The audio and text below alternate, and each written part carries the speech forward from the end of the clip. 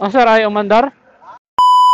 Ano nga ba ang gagawin mo kung may nakita kang nasiraan sa daan? Titingnan na lang or tutulungan? Iyan nga ang ating naabutan dito sa bypass road ng General Trias, Cavite. Papasok ito ng Mapel Group. Kaya naman nung nadaanan ko siya sa tabi ng kalsada, agad ko siyang tinanong kung ano ang problema. Sir, ay umandar? Ay umandar? Wala. Yung timing pa kung wala akong katulstol. Eto nga talaga ang mahirap mga idol. Gigising ka ng madaling araw para makapasok at maiwasan ang mga traffic. Tapos bigla ka na lang mamamatayan ng makina. At ang pinaka problema, wala kang tugmang tools na dala-dala. Sorry lang ako kahapon eh. Kaya? Ano naman, kaya lang parang hindi ko naman maano yung kuryente sa spark plug. Para? Ano, pingin ko. Siyempre kung may supply naman sa spark plug, kung wala, Yung gasolina. generator, okay? Oh, may gas ka pa. Oo, gumaga. Ha? Kaya naman nung sinabi ni sir na may gasolina ang tangke niya, agad ko na ngang hinubad ang aking helmet para maumpisahan ang pag-troubleshoot. Para nga umandar ang isang makina, dapat hindi nawawala ang apat na mga ito. Katulad ng gasolina, hangin, kuryente at kompresyon. Kung sakaling nawawala ang isa dyan, hindi talaga aandar ang makina ng motor. Kaya naman kahit sinabi ni sir na may gasolina ang kanyang tangke, agad namin itong binuksan para tingnan kung mayroon pa nga ba. At nung sinilip ko nga mga lodi, marami pa itong laman. Ang pangalawa nating ito troubleshoot mga lodi, ang kuryente ng kanyang motor. Babasahan natin ng multimeter ang kanyang battery. Dito natin malalaman kung may laman pa ang kanyang battery or kaya drain na. Kaya naman agad kong nilabas ang aking mga basic tools para masukatan kung may kuryente ba dito sa kanyang battery.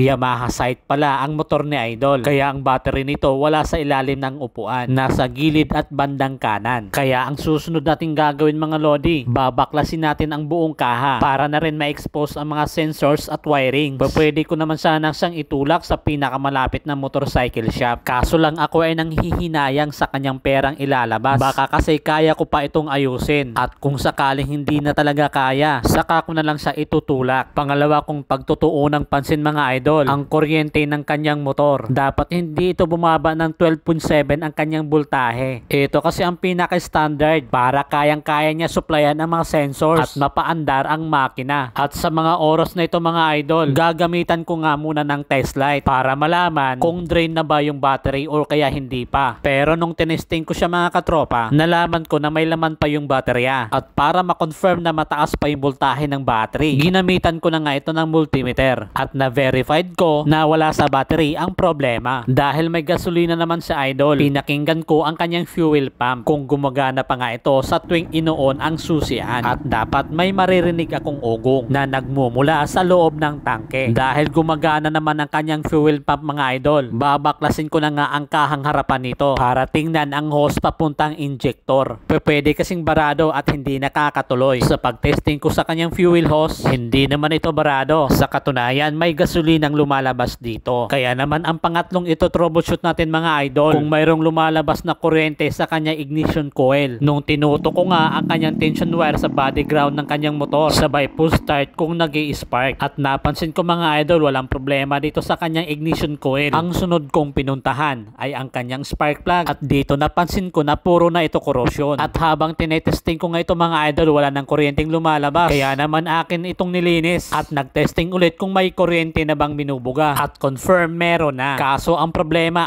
ayaw pa rin itong umandar. Ang pang-apat natin i-check mga idol, ang kompresyon ng kanyang motor. So saan ba natin ito matitesting? Sa mga dekambyo, dito natin yan malalaman sa kanyang kickstart. Dapat babalik sa posisyon ang kanyang kick at hindi mag-i-stack. Pero hindi sa lahat ng pagkakataon. Kapag bumabalik sa posisyon ang kick ng motor, hindi ibig sabihin walang problema ang kanyang makina. Dahil na-verify ko naman lahat ang possible cause kung bakit ito tumirik at mainit na rin kung saan kami gumagawa. Nagdesisyon na lang kami na pumunta sa pinakamalapit na motorcycle shop para mabuksan at tingnan ang loob ng kanyang makina. Bago kasi tumirik ang motor ni Idol, may narinig siyang napakaingay sa kanyang makina at maya-maya bigla na nga lang itong huminto. Mula nga dito sa sabungan ng Gentry, magtutulak kami papuntang bayan. So itutulak na natin siya mga idol.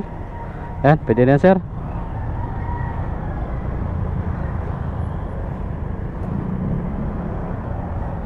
Tara. Ah.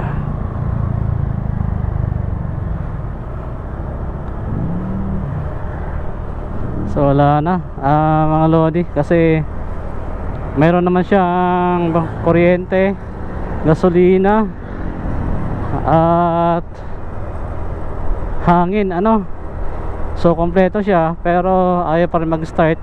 Tapos sabi ni sir, umiingay daw yung makina niya bago ito tumirik. So possible baluktot yung valve na ito.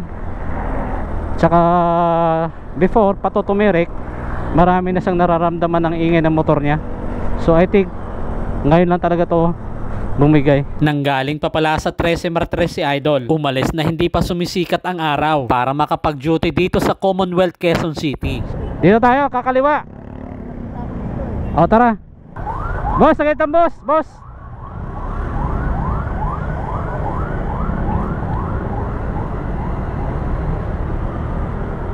Dito tayo sir.